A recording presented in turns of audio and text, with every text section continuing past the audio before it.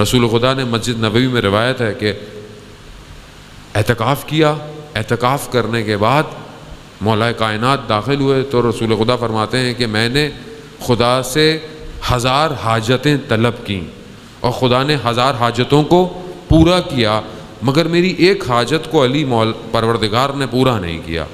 کہا کیا؟ کہا میں نے یہ حاجت طلب کی تھی کہ پروردگار میرے دنیا سے جانے کے بعد میری امت کو علی پر متفق رکھنا،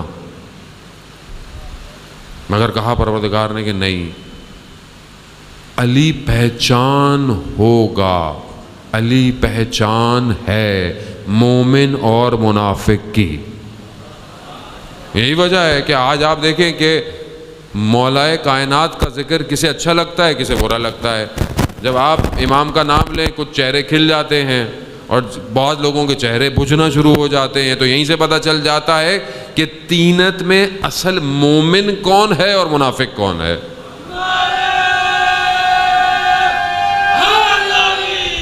یا علی اللہم صلی علی محمد وآلہ۔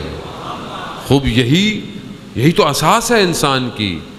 اب آپ دیکھیں وہ شخص تو گناہ بھی کرتا ہے۔ میں اپنی زندگی میں شاہد ہوں بعض لوگوں کا کہ جن کے اچھے عمل بھی تھے، بعض غلط بھی کام زندگی میں سرزد ہوئے، لیکن آخری وقت میں بعض لوگوں کی موت کا وقت جب دیکھا، اور بہت کافی عرصے سے دیکھ رہا تھا، لیکن آخری وقت دیکھا موت کا کہ جب روح قبض ہو رہی تھی تو اس شخص کی زبان پر علی علی علی علی تھا، اور ساری زندگی کا اثاثہ یہی علی ہے کہ انسان جو ہے وہ اپنے مولا کو پہچان لے آخری وقت کے اندر۔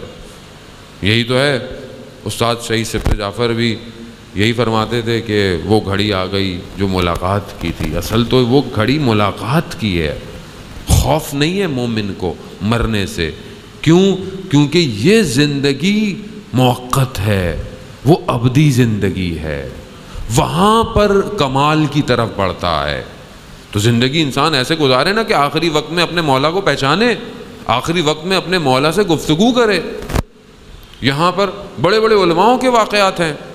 آیت اللہ بروجردی کے بارے میں کہتے ہیں، آیت اللہ گل پائگائنی کے بارے میں کہتے ہیں کہ ان کا ایک ہم مباحثی تھا جو ساتھ پڑھتے تھے، اس کا آخری وقت آیا کہ مریض تھا کہ آخری وقت ہے، تو یہ ملنے چلے گئے۔ تو وہ شخص جو بستر مرگ پر تھا اس نے کیا کہا آیت اللہ بروجردی سے یا آیت اللہ گل پائگائنی سے؟ کہا کہ یہ خدا نے میرے ساتھ کیا کیا، تمہیں اتنا بڑا مجتہد بنا دیا اور مجھے، مگر ہم ساتھ نہیں پڑھتے تھے، یعنی آخری وقت میں آ کر کفر کر بیٹھے۔ تو یہ بہت سخت معاملہ ہے عزیزان محترم۔ یہاں ہم ظاہر کو نہ دیکھیں، ہم اس اینڈ کو دیکھیں کہ اس کا اینڈ کہاں ہوا ہے۔ طلحہ و زبیر کی مثالیں آپ کے سامنے ہیں کہ مسجد نبوی میں بیٹھے ہوئے ہیں اور مولا کائنات کے چہرے کو دیکھ رہے ہیں۔ رسول خدا نے کہا کہ زبیر کیا کر رہے ہو؟ کہا آپ ہی نے تو کہا ہے کہ علی کے چہرے کو دیکھنا عبادت ہے، میں عبادت کر رہا ہوں۔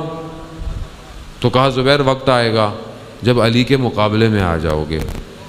تو وہیں تلوار نکالی اور کہا میرا آپ گردن اڑا دیں۔ کہا غلطی سے پہلے کب کسی کو سزا دی جاتی ہے؟ ظاہر ہے جب تم نے کوئی انجام نہیں دی تو کیسے؟ وقت گزر گیا۔ جب جنگ جمل میں گھوڑا مولا کی سواری کے سامنے آیا تو وہاں مولا نے صرف وہی وقت یاد دلایا تو سر جھکایا اور واپس چلا گیا، جنگ سے نکل گیا، لیکن کمال نہیں کیا۔ اگر امام کی طرف آ جاتے تو آج لوگ سلام بھیجتے، امام کو چھوڑ گیا۔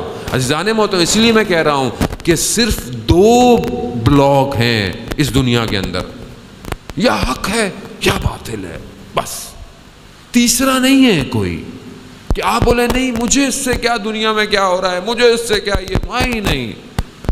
میری ذمہ داری ہے، اگر میں زبان سے ہاتھ سے کچھ نہیں کر سکتا تو زبان سے کروں، زبان سے کچھ نہیں کر سکتا کم از کم اپنے دل سے تو حق کا ساتھ دوں۔